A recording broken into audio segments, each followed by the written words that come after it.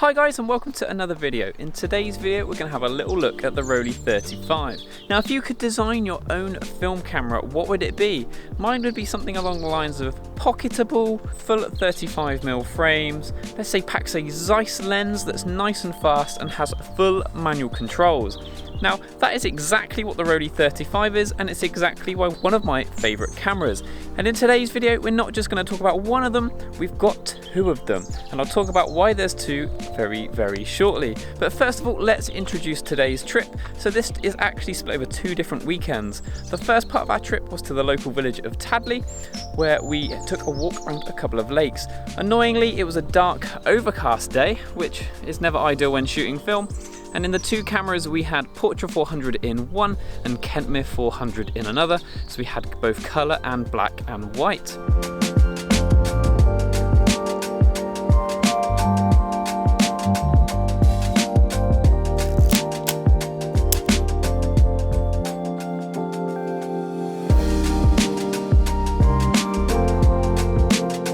So why then have we got two of these cameras? So the second one is actually my girlfriend Claire's. She's enjoyed using mine so much that she went out and purchased her own off of eBay.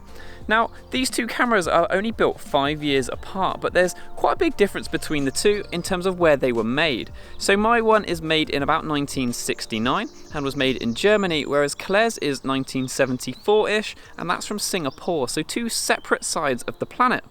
Now these two cameras are pretty much exactly the same. There are a few cosmetic differences. The main ones really are the name of the place it was made on the base plate, and meters and feet on the lens rings. So the German model has feet on the top and meters on the bottom, whereas the Singapore version has meters on the top and feet on the bottom. What you prefer is probably down to you.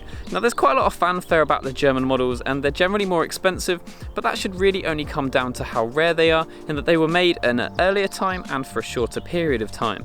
And that's the only reason you should really consider paying the extra money, is if you're interested in the kind of collector's element of the German models. Some people say that the German models are made slightly better. I find that really hard to believe, and we'll delve into that a little bit more shortly.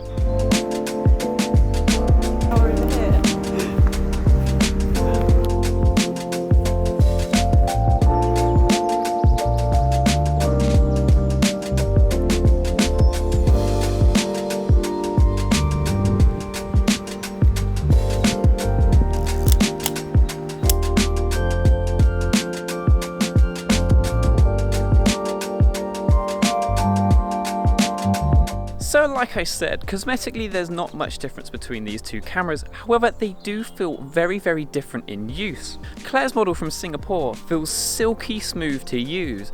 Being only 5 years newer, I assumed they'd feel exactly the same, but hers feels so much smoother and like it's a bit more of a well-oiled machine. And you can probably hear the difference between the two in operation. So here's what they both sound like moving on to the next frame.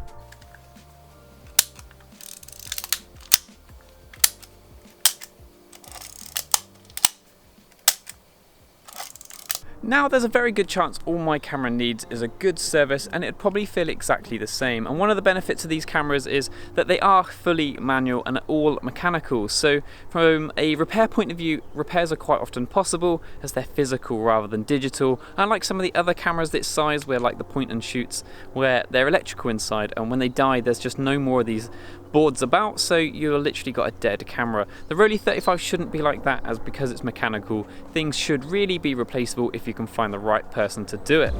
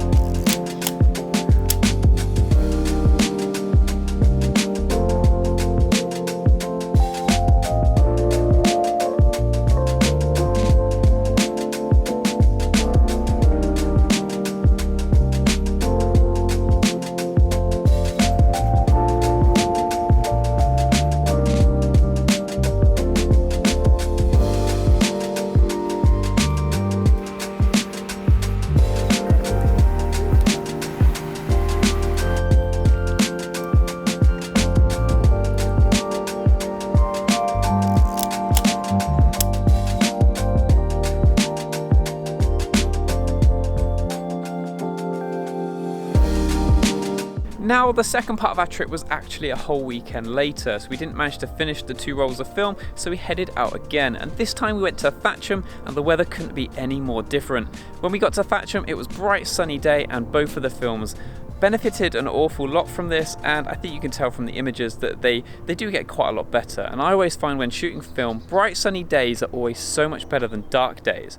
However, it's interesting, I think, seeing the 2 films. I feel like the black and white film did better the week before when it was dark and overcast and the colour really didn't matter, whereas I feel like the portrait really comes into its own on the second part of the trip, where it was bright and sunny and full of colour.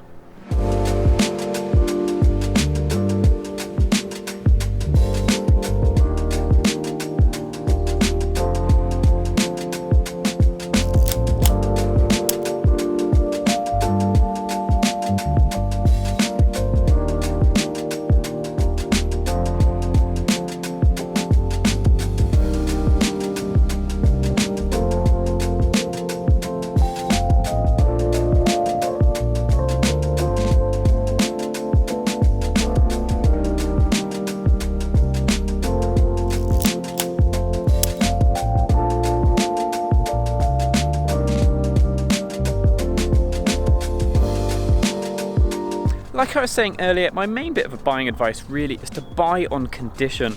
Like I said earlier, don't worry about where it was made, just buy the camera that looks like it's been looked after best, and especially because you're going to be looking most of the time on second-hand websites and things like eBay, just make sure that the buyer knows what they're doing. So like when Claire bought hers, so she bought hers for £130, which was, to be honest, a really good deal. The description on eBay made it so clear that the previous owner knew exactly what they were talking about. They talked about things like batteries and how that was affecting the exposure, so it was clearly somebody in the know that was going to look after the camera.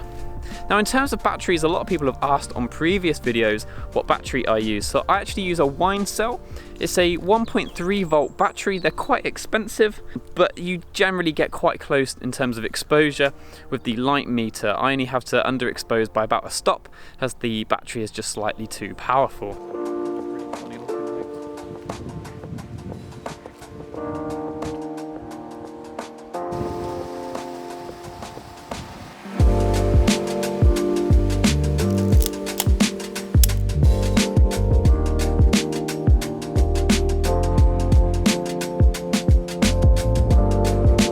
As you can probably tell, I absolutely love these cameras, and honestly, the only thing better than one of these is 2 of them.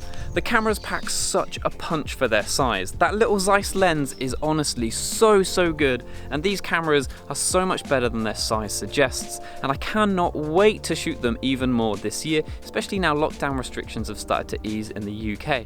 If you've got any questions on these cameras, feel free to drop me a line in the comments and I'll try and get back to you.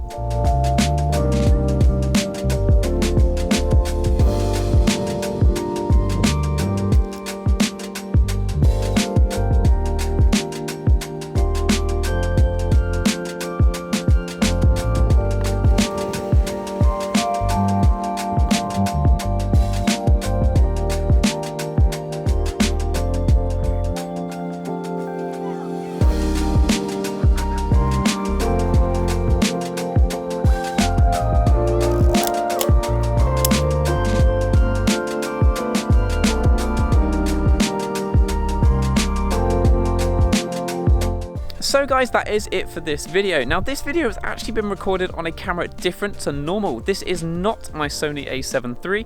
Can you guess what the camera is? It's going to feature on the channel over the next week or so, but I'm very excited to reveal it to you. If you've enjoyed this video, please do not forget to like and subscribe, and follow me along on Instagram too, where some more of the images from today's video will be displayed over the next couple weeks.